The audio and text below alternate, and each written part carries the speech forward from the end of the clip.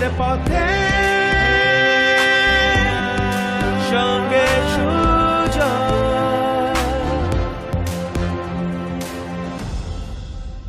You are stronger than the moments that tried to break you. You are stronger than the moments that tried to break you. নমস্কার, জয়ের পথের সঙ্গে সুজয় আপনাদের স্বাগত। আমি professor doctor Sujoy বিশ্বাস এবং জয়ের পথের সঙ্গে সুজয় আজকে 482তম 482nd এপিসোড, 482তম সপ্তাহ।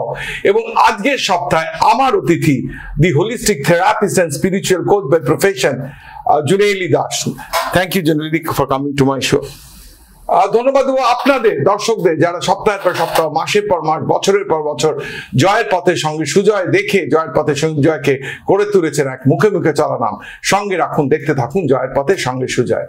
সাপ্তাহিক সাফল্যের 7 কারণে first rule, go for the small yes. আমি সবসময় ম্যানেজমেন্ট পড়াতে গিয়ে বলি, one step at a time and the view is beautiful at the top. ছোট ছোট স্টেপ, ছোট ছোট yes and will reach the top. Embrace the Pygmalion effect. Think big. অনেক বড় চিন্তা করতে হবে। বড় চিন্তা করলেই we can reach the stars. ছোট চিন্তা করলে ছোট হবে, পজিটিভ চিন্তা করলে পজিটিভ হয়, and that is absolutely true. So embrace the Pygmalion. যদি বড় চিন্তা হয় তাকে আঁকড়ে ধরি, তার জন্য পারসিউ করি, হার্ড ওয়ার্ক করি, we will reach there. The third rule of success, logic or emotion, which one? Both of them together. With passion and emotion, with hard work we'll go forward. The fourth rule of success, choose the right side at the table. আমার নিজের জায়গা কোথায় সেটা কিন্তু বুঝে নিতে হবে, where I am strong at, where the skills work, and সেইখানটাই আমাকে ঘষতে হবে. We have to enhance the skills, we have to keep on sharpening the saw at that point of time. The fifth rule of success, avoid empty calorie time. সময় নষ্ট করা easy, procrastinate করা easy. আমরা social media অনেক সময় নষ্ট করি, সময় ব্যতীত করি social media. There are good sides, there are bad sides. So these are bad sides at the empty calorie time, and we should have to avoid that. The sixth rule of success, be scared a little. বলে একটু ভয় পেতে হয়, ভয় পেলে না সেই ভয় leads to সেই খাটনি, যে খাটনি সে ভয়টাকে জয় করতে আমাদের সাহায্য করে। মনের সাহস থাকবে কিন্তু ভেতর ভয় থাকলে we keep on working on that. সাপ্তাহিক সাফল্যের 7th and the last rule of today is abundant revenge. It's not so worth it. Revenge নয়।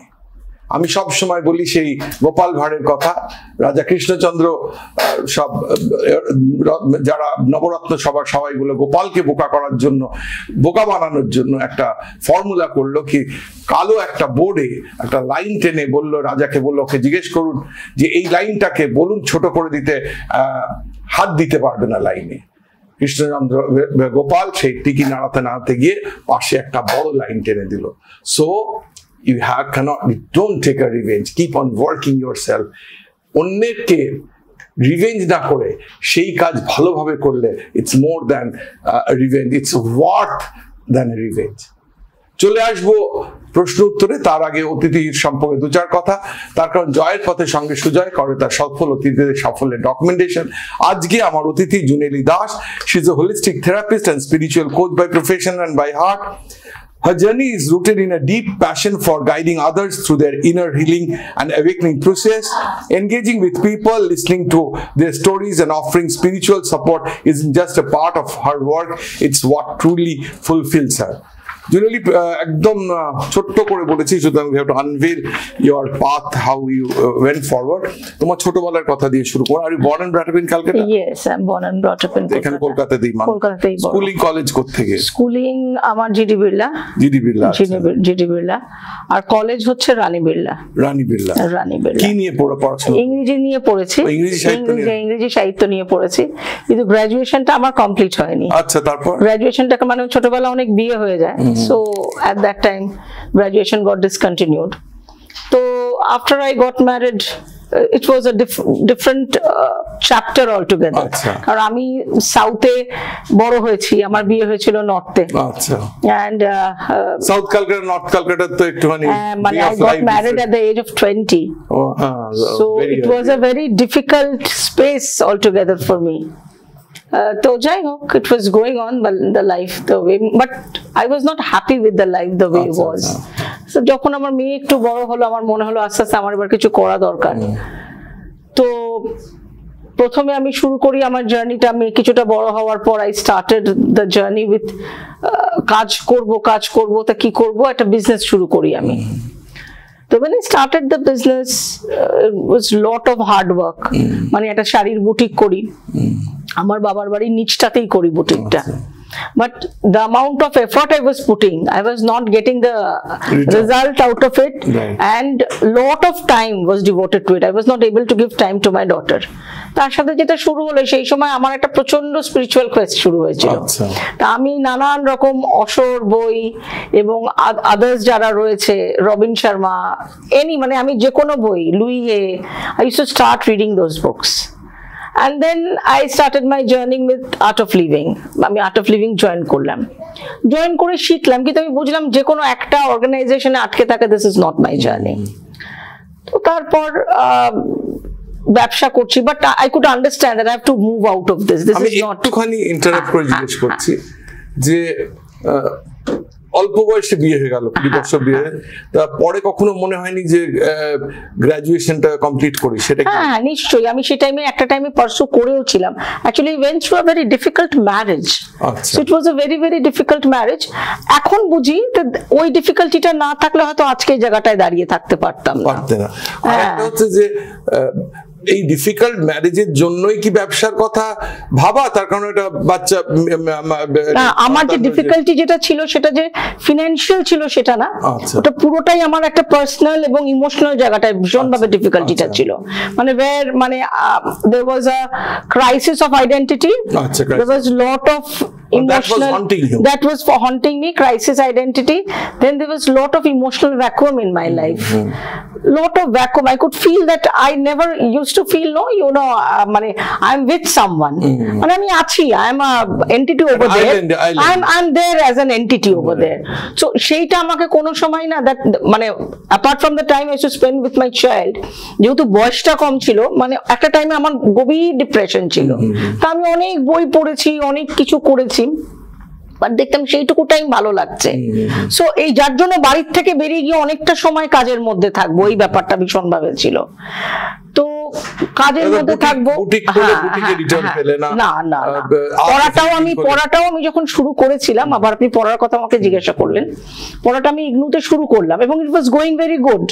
ঠিক যখন শেষের দিকে আমি জাস্ট লাস্ট সেমিস্টারটা দেবো, এমন কিছু ঘটনা ঘটলো, I couldn't appear for the exam. তো আমার না তখন মনে হলো বোধহয় ইউনিভার্সিটি, মানে আমার বোধহয় নেই জিনিসটা, হ্যাঁ প্রথাগত, ওটা ইটস নট ফর মি। তো সেটার জন্য বহু বছর খুব দুঃখ ছিল, কারণ আমি ভীষণ শিক্ষিত পরিবারের একজন মেয়ে, স্কুলিং ভালো, মা MA BEd ছিলেন, বাবা BCom, বাবা LLB, so he had also done a lot. তো যাই হোক, ওটা হওয়ার ছিল না বুঝলাম সামহাউ, এবং আজকে যে হয়নি সেটার জন্য আমি অন্য কাউকে দোষ দিই না। আমি বুঝি আমার কিছু খামতি ছিল, and I'm ready to accept it, সেই জন্য ওটা হয়নি। আমি সেটাকে পেরিয়ে, সেটাকে সেই উইল পাওয়ার আমি সেই মুহূর্তে তৈরি করতে পারিনি। তো আমি যখন আবার শুরু করলাম কাপড়ের বিজনেস, যেটা আপনাকে বললাম, যে আমি বুঝতে পারছিলাম I was not getting any satisfaction out of it. তো Art of Living, and then Art of Living এর পর তখন আমি বুঝলাম যে আমার না একটা কিছু শিখতে হবে, এমন কিছু শিখতে হবে যাতে আমি নিজে ভালো থাকি এবং আশেপাশের কিছু মানুষকে ভালো রাখতে পারি। And in the meantime, I was duped by lot of, astrologers at that time. And I felt many people, যারাও আমার আশেপাশে, তারাও ভীষণভাবে duped। কারণ আমি আমার জীবনের কঠিন পরিস্থিতি বলে আমি বহু জায়গায় ছুটে গেছি সেটাকে ঠিক করার জন্য। তো সেটা দেখেছি কেউ কিছু খুব একটা করে উঠতে পারেনি, মানে I just lost money. তো তারপর অ্যাস্ট্রোলজি বিশ্বাস করো? না, astrology is very scientific, but to get আপনার ঠিক মতন একটা প্রপার জ্যোতিষ আপনি পাবেন, সেটা তো একটা ভাগ্যের ব্যাপার, কপালের ব্যাপার। তো সব জ্যোতিষী, আমি অ্যাস্ট্রোলজি মানে বিশ্বাস করি, আমি দেখেছি সব জ্যোতিষী সবাইকে ঠিক বলতে পারে না। মেবি আমার মনে হচ্ছে যে বার্থ ডেট এন্ড টাইমটা ঠিক বলে না, তার কারণ অ্যাস্ট্রোলজিতে একটা তো সায়েন্সের ওপর আছে, একটা এর ওপর যে বইগুলো এফএমএরিস্ট যেগুলো করে আর কি, এবং তার সেটা আমার মনে হয় যে খানিকটা টাইমের মধ্যে খানিকটা তাদের পড়াশোনার একদম না, প্ল্যানেটসের তো নিশ্চয়ই এফেক্ট আছে আমাদের লাইফে, দিস ইজ 100%। সেটা যে ঠিকমতো ডিকোড করতে পারবে, 2-4 জন রয়েছে যেটা তারা ডিকোড করতে পারে। তো সেই অবস্থার মূল আমার না এমন কিছু করাও যায় টু লার্ন সামথিং। অ্যাস্ট্রোলজার কি বললো তখন? অ্যাস্ট্রোলজার, আমি এই প্রফেশনে আসবো সবচেয়ে কথা, কোনো অ্যাস্ট্রোলজার কোনোদিনও they could not predict this, কোনোদিনও প্রেডিক্ট করতে পারেনি। তা আমি ভাবলাম আমাকে কিছু শিখতে হবে, এমন কিছু শিখতে হবে, এটা আমার ভেতর থেকেই এলো। আমি সেবাটা নবরাত্রি শুরু করেছিলাম, and I did that very devotedly। তো আমার মনে কিছু শিখতে হবে, and I started my journey with pranic healing। আচ্ছা, প্রাণিক হিলিং। তা আমি আমাদের টেকনোপলিসে যে ট্রাস্ট অফিস, সেখান থেকে শুরু, and by God's grace, by Guru's grace, there was no looking back after that। সেটা কত সালে? সেটা 2015। 2015, so it's almost 10 years, yes। 10 years, and from that year only I started practicing that year। and তারপর আমি প্রাণিক healing করলাম, করার পর আমি সঙ্গে সঙ্গে when I was studying pranic healing, আপনি যেহেতু তুললেন কথাটা, যখন প্রাণিক হিলিং এর বেসিক কোর্সটা হয়েছে, all of a sudden আমি ঘুমের মধ্যে দেখছি I saw the word hypnotherapy। একদিন না, বেশ 3-4 দিন দেখলাম হিপনোথেরাপি। তা আমি ভাবছিলাম হোয়াট ইজ দিস ওয়ার্ড, এটা দেখলাম, দ্য ওয়ার্ড ইজ জাস্ট একদম এখনো মনে হচ্ছে সাদা স্ক্রিন, কালো ওয়ার্ড হিপনোথেরাপি। তা আমি ভাবলাম হোয়াট ইজ হিপনোথেরাপি, আমি তো I have never heard about the word hypnotherapy. তো I asked the trainers of Pranic healing centers, do you know what is hypnotherapy, do you teach hypnotherapy? বলে no, we don't know about hypnotherapy, we are not interested also, we are only into energy healing। তো আমি সেই hypnotherapy নিয়ে আমি সেই গুগলে search করতে করতে আমার ফোন চলে গেল মুম্বাইয়ের হেড অফিসে একার। So from there the journey started. আমি সেখানে এনরোল করলাম, তার সাথে সাথে এনএলপি করলাম, এনএলপি বেসিক করলাম, মাস্টার্স করলাম, তারপর হিপনোথেরাপি কোর্স কমপ্লিট করলাম, and then did many other courses, মানে ছোট ছোট আরো যত রকম কোর্স করা সম্ভব, and the journey started just like that। Exactly। আমরা প্রথমার্ধে একদম শেষের দিকে চলে আসছি। আমি একটা মানে ম্যান্ডেটরি প্রশ্ন থাকে, মানে আমি সেটা বিশ্বাসও করি, I keep on saying moments make a life, মুহূর্তই জীবন তৈরি করে। যে মুহূর্ত চলে গেছে সেই মুহূর্ত বিল গেটসও ফেরত পাবেন, কত বিলিয়ন ডলার্সে থাকুক। You come a long way. আমরা প্রার্থনা করি তোমার আগামী জার্নি পার্সোনাল প্রফেশনাল ভালো হোক, কিন্তু স্টিল টিল ডেট কোন মুহূর্ত which you'd like to cherish? This question is important, কারণ তুমি জানো এখন লোকের পেশেন্স খুব কম। এই ডিজিটাল এই সবাই তো এইসব টেলিভিশনে আর কজন দেখবেন, বেশিরভাগই হাত ফোনে দেখবে। তো এইগুলো আমরা একটা করে করে শর্টস করে যে গেস্টের memorable, most memorable any moment would you like to cherish for the rest of your life, আর যাই যত বড় মোমেন্টই আসুক, মানে এই মোমেন্টটা তুমি ইউড লাইক টু চেরিশ।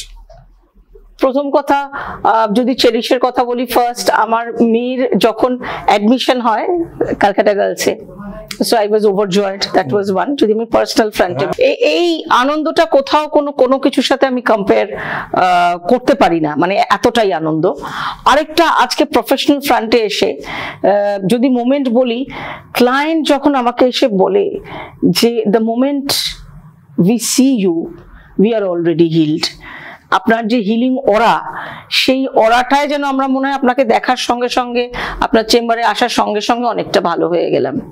আমার মনে হয় এইটুকু যদি আমি ক্লায়েন্টদের আনন্দ দিতে পারি, চিকিৎসা শুরু না করে বা থেরাপি শুরু না করে, মানে nothing like it, it gives me immense joy and pleasure.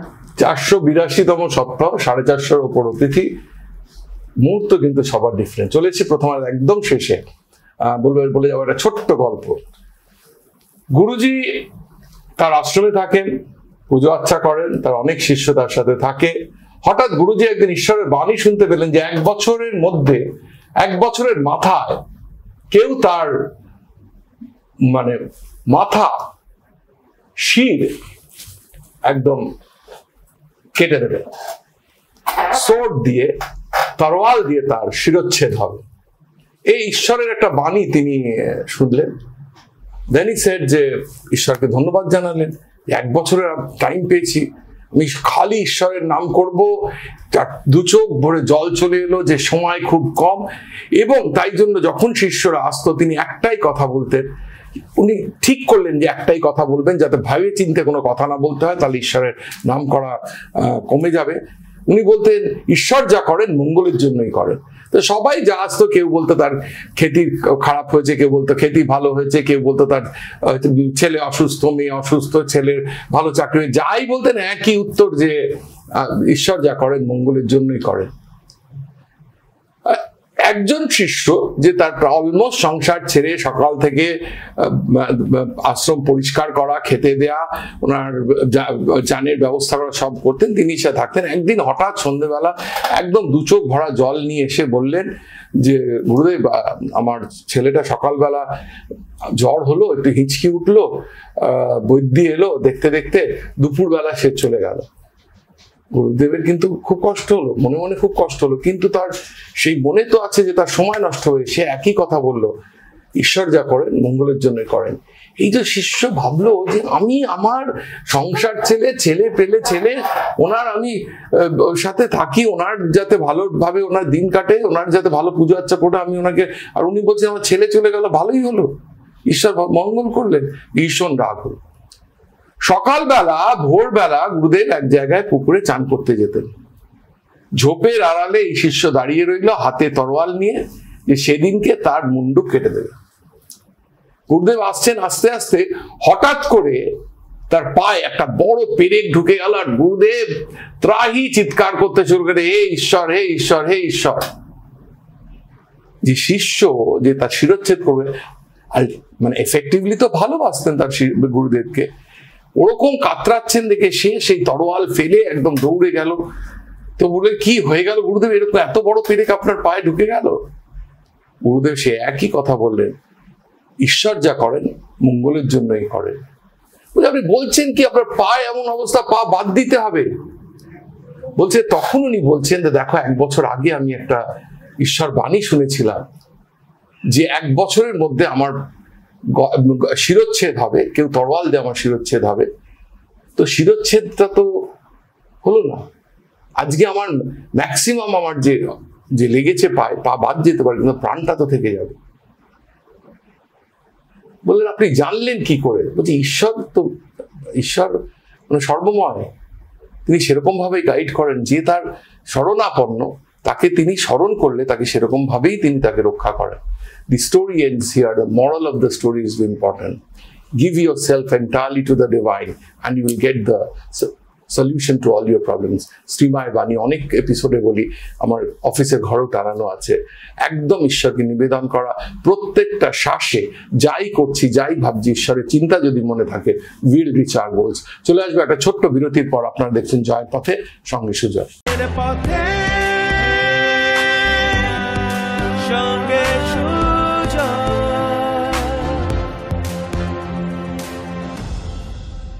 ফিরে এলাম বিরতির পর। আপনারা দেখছেন জয়ের পথে সঙ্গে সুজয়। আজকে জয়ের পথে সঙ্গে সুজয় 482তম 482nd এপিসোড। আজকের এপিসোডে আমার অতিথি জুনেলি দাস, যিনি is a holistic therapist and spiritual coach. Juneli, সবাই তো তোমাকে এখন থেরাপিস্ট হিসেবেই চেনে, একটু যদি পার্সোনাল লাইফ শেয়ার করো, একটু যদিও বলেছো বাবা মা, ফ্যামিলি, আর হাজবেন্ড, ইওর ডটার, মানে এরকম একটু, তাহলে it helps to connect with the audience একটু। পার্সোনাল লাইফ কি জানতে চাইছেন বলুন? বাবা কি করতেন? মা তো একটি স্কুলের হেড টিচার ছিলেন। So she passed away very early when I was in class 9. So the childhood was also very difficult for me. But my father was both the figures to me. মানে till date, মানে বাবা মারা গেছেন করোনার বছরে 2020-তে। বাবা এনফোর্সমেন্টে ছিলেন, provident fund এনফোর্সমেন্টে ছিলেন। তা বহুদিন খুব সুচাকুরে, মানে খুব, he was a very honest officer. So he got the reward of one of the honest officers, মানে 10 জন সেন্ট্রাল থেকে যে honest officer ছিল, he got the reward, কারণ সরকারি চাকরির সম্বন্ধে সবার একটা ধারণা আছে। So he was a very honest man and he was very satisfied with little things of life. এখন যখন চিন্তা করি যে আমাদের সত্যি জীবনের প্রয়োজনগুলো কতটা বেশি, কিন্তু বাবাকে দেখেছি খুব অল্পতেও খুশি হওয়া সব সময়। and he used to pray to God, যে বলে যে আমি ভগবানকে কোনো সময় বলি না মাকে, লক্ষ্মী মাকে, যে তুমি আমাকে দাও, আর আমি শুধু বলি তুমি শুধু আমার ঘরে থেকো। মানে I still remember those words and I still repeat those words to God, যে তুমি আমার শুধু ঘরে থেকো, আর কিছু চাই না। সো যার জন্য আমার বাবার জীবনে কোনোদিনও অভাব বলুন, অনটন বলুন, এই জিনিসগুলো আমরা কোনোদিনও ফিল করিনি। যেভাবে হোক লাইফ ওয়াজ গুড। বাবা after retirement also he was into consultancy. যাই হোক, তো আমার লাইফে তারপর যখন আমি কাজ শুরু করলাম, finally when I started, that journey was also very difficult, কারণ I was going through a very difficult marriage at that time. আমার পার্সোনাল একটা ভীষণ সেই টাইমে একটা টার্ময়েল চলছে, সেই অবস্থায় আমি কলকাতার বাইরে গেছি পড়তে, but I got immense support from my father.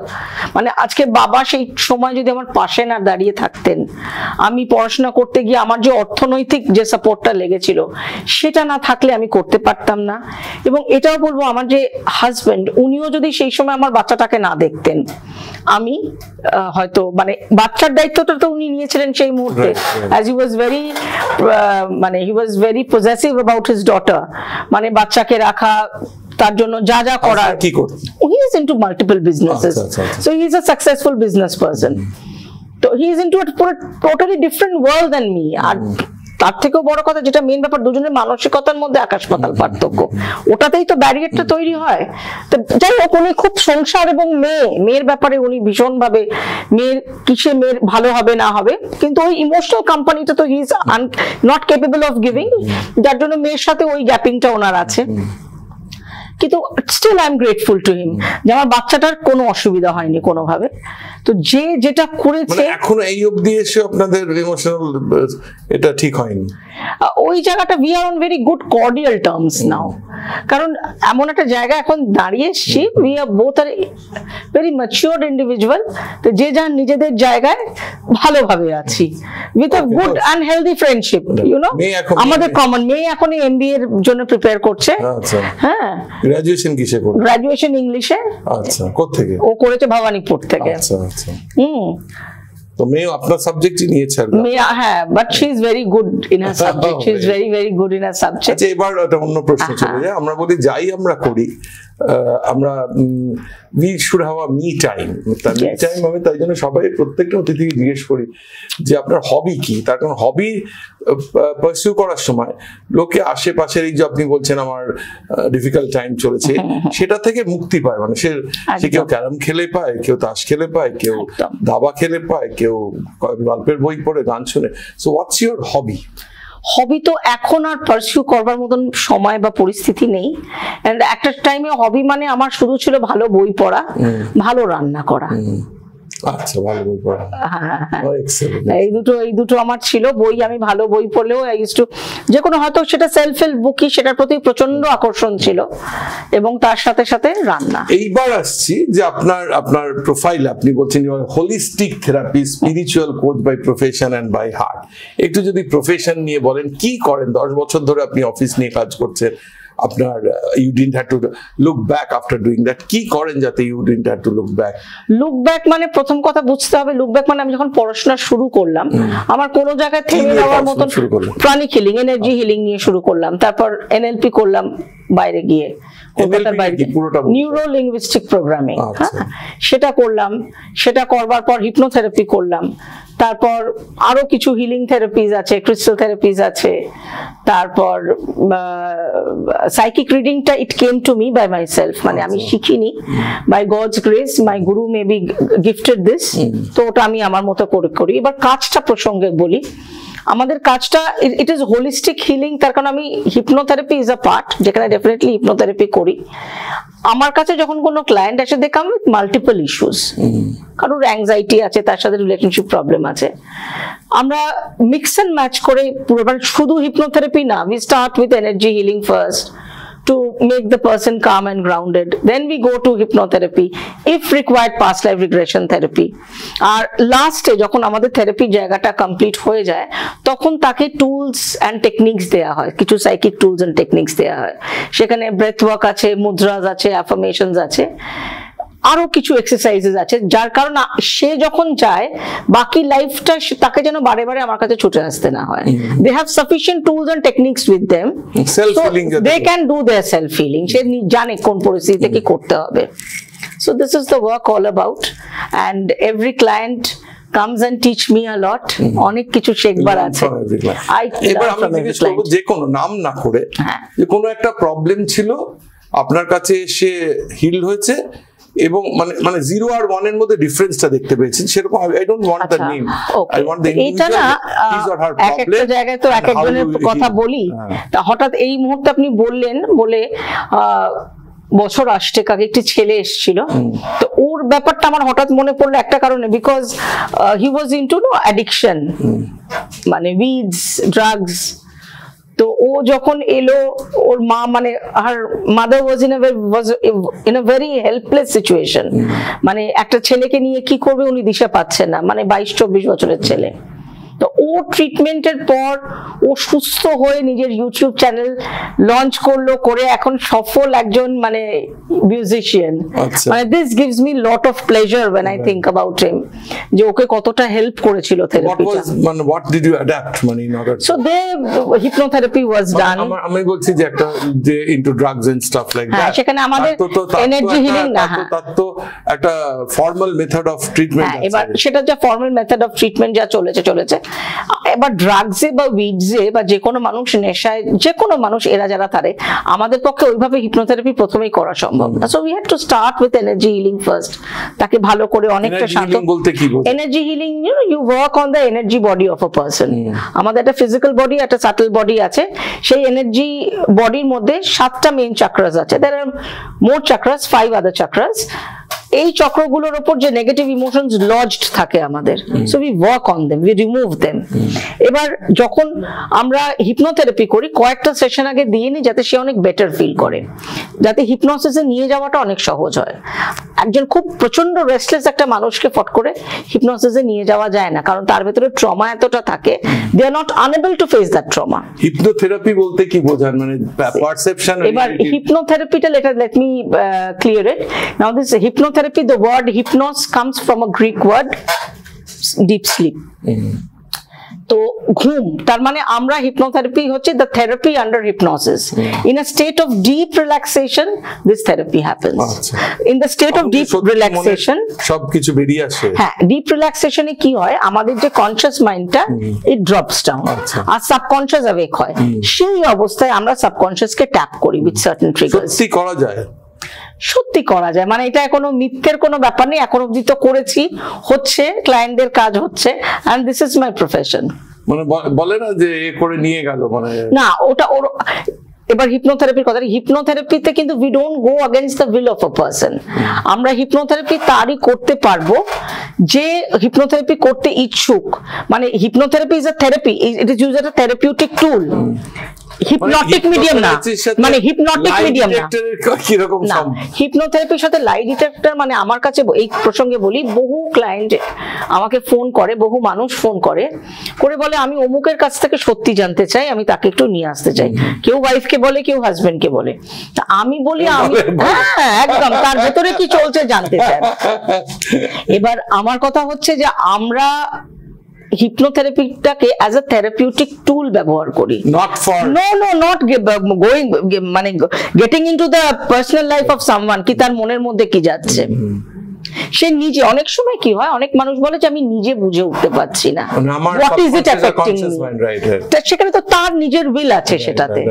in that case we do, so it's work and it's scientific। আপনি বলছেন it's work and scientific, কারণ এটা তো পুরোটাই সাবকনশিয়াস নিয়ে। আমাদের জীবনে 95% of our life is governed by the subconscious, 5% to 8% is conscious mind। তাহলে সাবকনশিয়াস যদি সবকিছু হয়, তাহলে আমাদের সাবকনশিয়াসটাকে নিয়েই কাজ করতে হবে। হিপনোথেরাপির কাজটাই পুরো সাবকনশিয়াস। আপনি তো এটা নিয়ে কাজ করেন, হিলিং নিয়ে কাজ করেন, আপনি কি ফেস রিডিং করতে পারেন?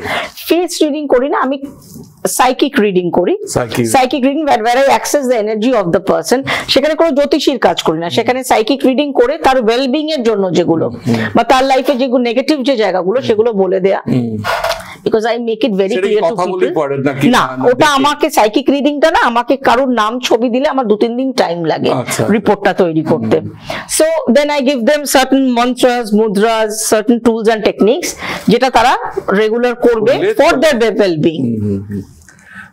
এবার আবার বলছি, আবার তো সময় তো ছুটে বেরিয়ে যায় আর কি, আপনি আপনার তো এইটা করছেন আগামী দিনে, এখন তো আমি আগে জিজ্ঞেস করতাম আগামী 5 বছরে, কিন্তু এখন তো world is changing so fast with artificial intelligence and all the stuff, আগামী দিনে আপনার পরিকল্পনা কি? আপনি তো 10 বছর you have done this, predictive এটা উইথ আর্টিফিশিয়াল ইন্টেলিজেন্স এত বেশি হয়ে গেছে যে উই ডু নট নো, এখন বলে ডাক্তারের বদলে there is software, IBM Watson লয়ের করছে, তো আপনার কি মনে হচ্ছে যে technology will effect your profession, আর আপনি কিভাবে দেখছেন আগামী দিন? দেখুন আগামী দিনটা আমি এভাবেই দেখি যে আজকে সেলফ হিলিংটা মানুষের কাছে এমন ভাবে পৌঁছে দিতে হবে, এটা আমাদের অ্যাজ এ হিলার দায়িত্বের মধ্যে পড়ে, যাতে সবাই সবার নিজের টেক কেয়ার করতে পারে, they should able to use their subconscious to heal them, to transform their life, each and every person should.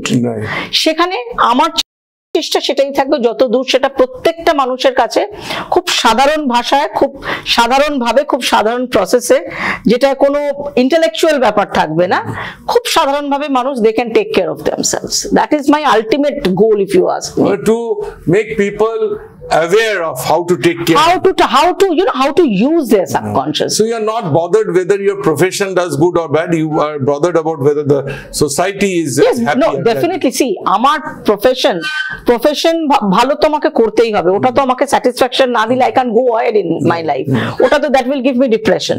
ওটার সাথে সাথে আমি চাইবো এটাকে যতটা মানুষের কাছে তাদের সাবকনশিয়াস যাতে তারা ব্যবহার করতে পারে, একদম সকাল থেকে রাত অবধি তাদের সাবকনশিয়াসকেই ব্যবহার করতে হবে। এক্সেলেন্ট।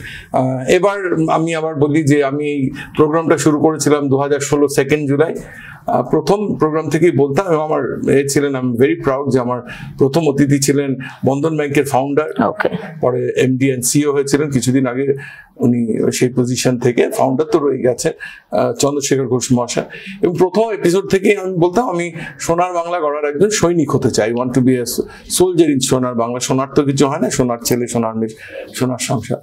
তো আপনি তো বাংলাতেই যা করেছেন বেঙ্গলেই করেছেন আর কি, তো আপনার কি? না, বেঙ্গলে করেছি কথাটা ভুল, কারণ I work across the globe, কারণ অনলাইনে না, কলকাতা থেকে একদম বসে, my operation field is West Bengal. Yes, একদম। তো আপনার কি মনে হয় যে বাংলা, সোনার বাংলা গড়ার দিকে ঠিক মতো এগোচ্ছে?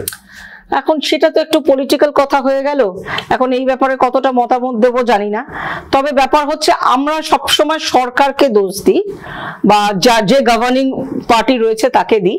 আমার মনে হয় আমাদের অ্যাজ ইন্ডিভিজুয়ালস, আমাদের নাগরিক হিসেবেও কিছু দায়িত্ব আছে, যেটা আমরা সবসময়, আমাদের সরকার কি করছে, আমরা as a human being what we are doing, আমাদের নিজেদেরকে বদলালে সরকারও বদলাবে। সুতরাং অতিথির কথা সূত্র ধরে প্রত্যেক সপ্তাহে যা বলে, আজ এই সপ্তাহ তাই বলবো, সোনার বাংলা শুধু কোনো রাজনৈতিক দল, নেতা নেত্রী করবেন না, সোনার বাংলা করবেন আপনার আমার মতো সোনার বাঙালি। আসুন হাতে হাত ধরি, সোনার বাংলা গড়ি, হাতে হাত ধরি, সোনার বাংলা গড়ি, হাতে হাত ধরি, সোনার বাংলা। আমার শেষ প্রশ্ন, আপনি যদি আমার এপিসোড দেখেন, প্রত্যেকটা এপিসোডে 7 রুলস অফ সাকসেস আছে, এই কোনোটাই আমার রুল না, এই কোনোটাই মনীষীদের, সফল মানুষদের ইন্টারভিউ থেকে নেওয়া, কিংবা তারা যখন তাদের বলেছে সাফল্যের মূল মন্ত্র এরকম থেকে নেওয়া, এবং কোনোদিনেরটা কপি পেস্ট না, হয়তো কিছু কিছু সেন্টেন্স হয়তো মিলে যাচ্ছে, কারণ 482টা সপ্তাহ তো সবসময় করা সম্ভব না, নিজের মনে রাখাও সম্ভব না। কেননা আমি বিশ্বাস করি যে শব্দই ব্রহ্ম, and if you keep on hammering on the same tune, then হবে। আজকে কোটি কোটি লোক 9.5 বছর ধরে টেলিভিশনে, সোশ্যাল মিডিয়া এটা দেখেছে, প্রোগ্রামটা দেখেছে, এবং আমার মনে হয় যে আমি যাদেরকে মানে চেষ্টা করেছি তাতে 1% লোকও যদি ইন্সপায়ার্ড কি motivated, my job is done. Team জয়ের পথের সঙ্গে সুজয় তার অতিথি নির্বাচন করে সাফল্যের নিরিখে। আমার শেষ প্রশ্ন আপনার কাছে, your advice for success for my viewers, আপনি জানেন আমি একটা শিক্ষা প্রতিষ্ঠানের সাথে অনেক বছর ধরে যুক্ত, তাছাড়াও আমি ইন্ডাস্ট্রিতেও ছিলাম।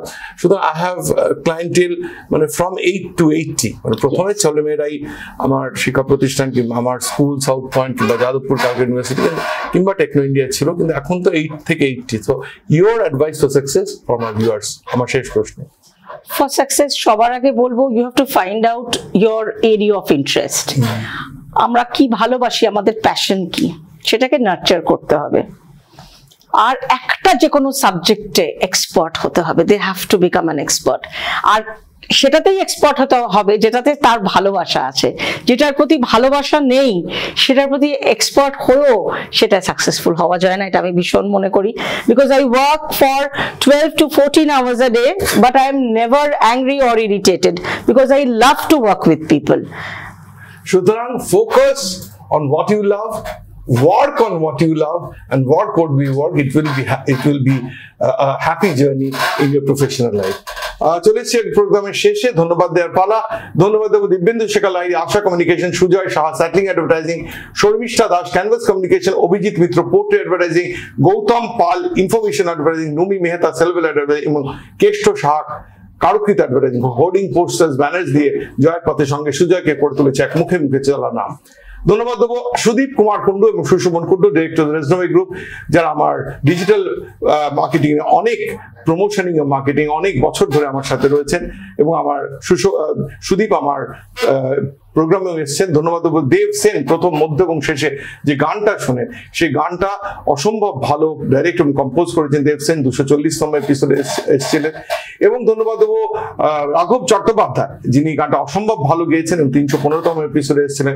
এবং ধন্যবাদ দেবো directors and trustees of Sebabrata school of nursing, যারা কিছুদিন হলো আমাদের সাথে ছিলেন। এবং ধন্যবাদ আপনাদের দর্শকদের, যারা সপ্তাহের পর সপ্তাহ, মাসের পর মাস, বছরের পর বছর জয়ের পথের সঙ্গে দেখে আমাকে তার সম্বন্ধে লিখে ফেসবুকে, হোয়াটসঅ্যাপে, মেসেঞ্জারে, আমার অফিসে, সেখানে রাস্তায় ঘাটে আমার সাথে কথা বলে আমাকে আরো উৎসাহিত করেছেন। And I say the motivator gets motivated. যাওয়ার আগে বলে যাবো একটা শায়রি, একটা ছোট্ট শায়রি, হিন্দি শায়রি বলতে প্রত্যেক সপ্তাহে বলতে ভালো লাগে। বলছে, बिना संघर्ष कोई महान नहीं होता, बिना संघर्ष कोई महान नहीं होता, पत्थर में जब तक चोट ना पड़े भगवान नहीं होता, पत्थर में जब तक चोट ना पड़े भगवान नहीं होता। अभी तो सफर का इरादा क्या है, अभी तो सफर का इरादा क्या है, ना हारूंगा हौसला, अभी तो सफर का इरादा क्या है, ना हारूंगा हौसला, ये खुद से वादा किया है, ये खुद से वादा किया है, ना हारूंगा हौसला, ये खुद से वादा किया है, ना हारूंगा हौसला, ये खुद से वादा किया है, ना हारूंगा हौसला। नमस्कार, फिर आसबो परेर शनिवार बिकेल 5:30টায়।